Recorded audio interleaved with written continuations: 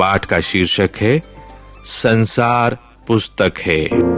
जब तुम मेरे साथ रहती हो तो अक्सर मुझसे बहुत सी बातें पूछा करती हो और मैं उनका जवाब देने की कोशिश करता हूं।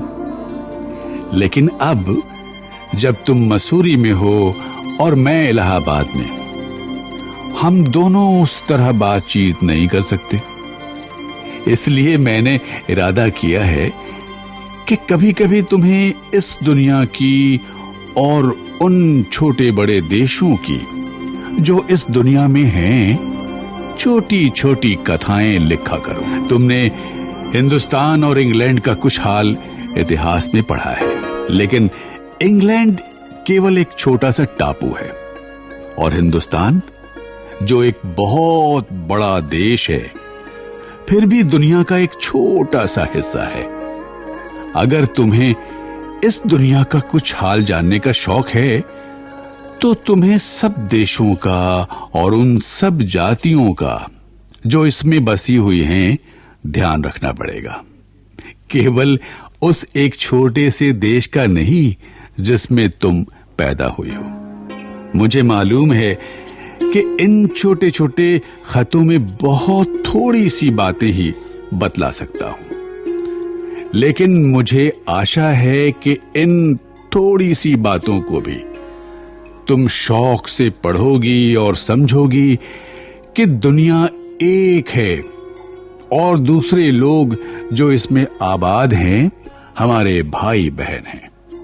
जब तुम बड़ी हो जाओगी तो तुम दुनिया और उसके आल मोटी मोटी किताबों में पढ़ोगी। उसमें तुम्हें जितना आनंद मिलेगा उतना किसी कहानी या उपन्यास में भी न मिला होगा। ये तो तुम जानती ही हो कि ये धरती लाखों करोड़ों वर्ष पुरानी है और बहुत दिनों तक इसमें कोई आदमी ना था। आदमियों से पहले सिर्फ जानवर थे और जानवरों से पहले एक ऐसा समय था जब इस धरती पर कोई जानदार चीज ना थी। आज जब ये दुनिया हर तरह के जानवरों और आदमियों से भरी हुई है, उस जमाने का ख्याल करना भी मुश्किल है जब यहां कुछ न था। लेकिन विज्ञान जानने वालों और विद्वानों ने, जिन्होंने इस विषय को खूब सोचा और पढ़ा है, लिखा है कि एक समय ऐसा था जब ये धरती बेहद गर्म थी और इस पर कोई जानदार चीज नहीं रह सकती थी। और अगर हम उनकी किताबें पढ़ें और पहाड़ों और जानवरों की पुरानी हड्डियों को गौर से देखें तो हमें खुद मालूम होगा कि ऐसा समय जरूर रहा होगा। तुम इतिहास किताबों में ही पढ़ सकती हो, लेकिन पुराने जमाने में तो आदमी पैदा ही ना हुआ था, किताबें कौन लिखता? तब हमें उस जमाने की बातें कैसे मालूम हो? ये तो नहीं हो सकता कि हम बैठे बैठे हर एक बात सोच निकालें। ये बड़े मजे की बात होती, क्योंकि हम जो चीज चाहते सोच लेते और सुंदर परियों की कहानियां गढ़ लेते। लेकिन जो कहानी किसी बात को देखे बिना ही गढ़ ली जाए, वो ठीक कैसे हो सकती है?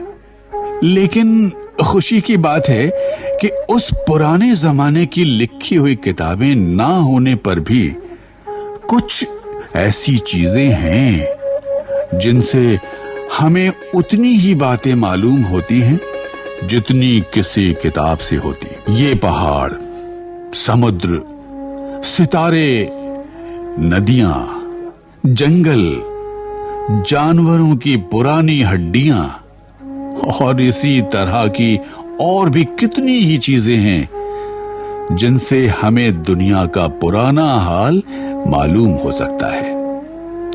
मगर हाल जानने का असली तरीका ये नहीं है कि हम केवल दूसरों की लिखी हुई किताबें पढ़ लें, बल्कि खुद संसार रूपी पुस्तक को पढ़ें। मुझे आशा है कि पत्थरों और पहाड़ों को पढ़कर तुम थोड़े ही दिनों में उनका हाल जानना सीख जाओगे। सोचो कितनी मजे की बात है।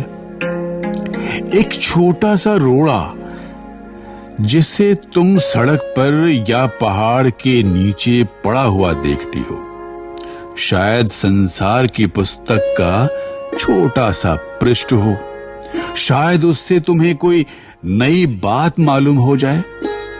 शर्त यही है कि तुम्हें उसे पढ़ना आता हो। कोई जबान, उर्दू, हिंदी या अंग्रेजी सीखने के लिए तुम्हें उसके अक्षर सीखने होते हैं। इसी तरह पहले तुम्हें प्रकृति के अक्षर पढ़ने पड़ेंगे, तभी तुम उसकी कहानी उसके पत्थरों और चट्टानों की किताब से पढ़ सकोगी। शायद अब भी तुम उसे थोड़ा थोड़ा पढ़ना जानती हो। जब तुम कोई छोटा सा गोल चमकीला रोड़ा देखती हो तो क्या वो तुम्हें कुछ नहीं बतलाता? ये कैसे गोल, चिकना और चमकीला हो गया, और उसके खुरदरे किनारे या कोने क्या हुए? अगर तुम किसी बड़ी चट्टान को तोड़कर टुकड़े टुकड़े कर डालो तो हर एक टुकड़ा खुरदरा और नुकीला होगा।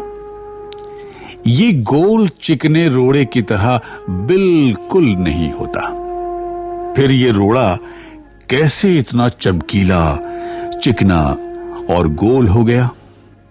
अगर तुम्हारी आंखें देखें और कान सुने तो तुम उसी के मुंह से उसकी कहानी सुन सकती हो। वो तुमसे कहेगा कि एक समय जिसे शायद बहुत दिन गुजरे हों, वो भी एक चट्टान का टुकड़ा था। ठीक उसी टुकड़े की तरह उसमें किनारे और कोने थे जिसे तुम बड़ी चट्टान से तोड़ती हो।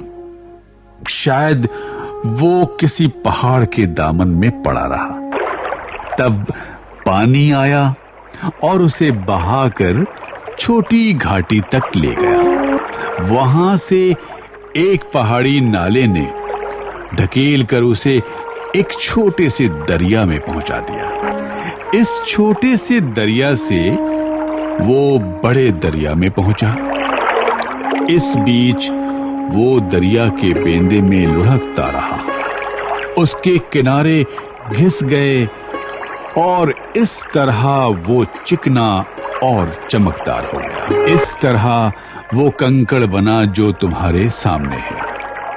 किसी वजह से दरिया उसे छोड़ गया और तुम उसे पा गई।